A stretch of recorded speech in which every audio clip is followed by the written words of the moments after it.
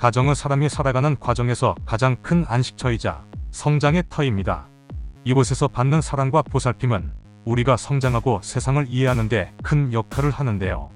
그러나 때때로 이 가정이라는 공간에서 우리의 기대와는 다르게 가장 보호받아야 할 아이들이 오히려 신뢰하고 의지해야 할 부모로부터 고립되거나 방치되는 안타까운 상황이 발생하기도 합니다. 최근 일본에서 발생한 한 사건에서도 확인할 수 있는데요. 일본 카나가와현 하라츠카시에 사는 회사원 아케리나 씨가 남자친구 집에 머무는 동안에 8살 아들을 집에 혼자 남겨둔 혐의로 체포되었습니다. 아케리나 씨는 지난해 10월 27일부터 11월 9일까지 당시 8살이었던 아들을 집에 혼자 두었다는 의혹을 받고 있는데요. 경찰 조사 결과 아이는 다친 곳은 없으며 아케리나 씨가 준비해 둔 레토르트 식품이나 할머니가 택배로 보낸 컵라면 등을 먹어 영양 상태도 문제가 없었다고 합니다. 아케리나 씨는 아들을 집에 두고 예비나시에 위치한 남자친구 집에 머물렀습니다.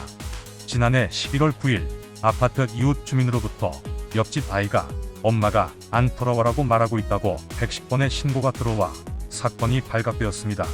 아동 상담소가 그날부터 아이를 보호하고 있으며 다른 학대의 흔적은 없는 것으로 확인되었습니다.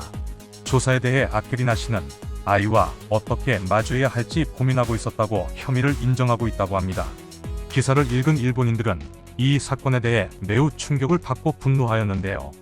일본인들 댓글 반응 함께 보시죠. 8살이라 해도 넓은 방에서 혼자 있으면 외롭고 두려울 것입니다. 어머니는 아이와 어떻게 상호작용해야 할지 고민하고 있었다고 했어요. 잘못되면 아이가 사망하는 사건이나 사고로 이어질 수도 있었습니다. 옆집 이웃이 눈치채 주어서 정말 다행이었습니다. 8살 아이에게 2주 동안 혼자 있어야 하는 것은 정말 긴 시간이었을 겁니다. 먹을 것이 있더라도 불안했을 테고요. 이 아이는 어른이 될 때쯤에 어머니라는 존재를 무시하게 될 수도 있습니다. 사랑해주지 못할 거라면 왜 아이를 낳는 걸까요? 조부모님은 아무런 말씀을 못 하셨을까요? 그 어머니도 같은 환경에서 자라왔을까요? 보호받는 아이들이 외로움과 고통 없이 성장할 수 있는 환경을 만들어주기를 바랍니다. 살아남아서 정말 다행입니다. 하지만 아직 8살이고 혼자서는 생활할 수 없는 아이를 이렇게 오랫동안 방치하는 것은 정말 화가 나네요. 프로는 사랑을 많이 받을 수 있는 사람이 곁에 있기를 바라며 이 아이의 행복을 기원합니다. 우리 아들도 8살입니다. 애교도 많고 무서운 꿈을 꾸었을 때 이불 속으로 들어옵니다. 2주 동안 혼자 있었을 아이의 기분을 생각하면 가슴이 아프네요. 아이가 아이를 낳게 되면 발생할 수 있는 문제를 사회적으로 인식하고 대비해야 합니다.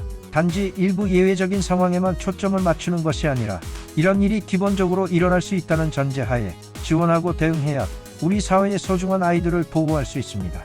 만약 아이를 키울 수 없다면 시설에 맡기는 등 쉽게 할 수 있는 방법을 마련해야 합니다. 가장 불행한 일은 양육에 지쳐 자신의 아이를 해치게 되는 것입니다. 이번에는 아이가 살아남았지만 최악의 상황을 예상하고 그것을 막는 대책이 반드시 필요합니다.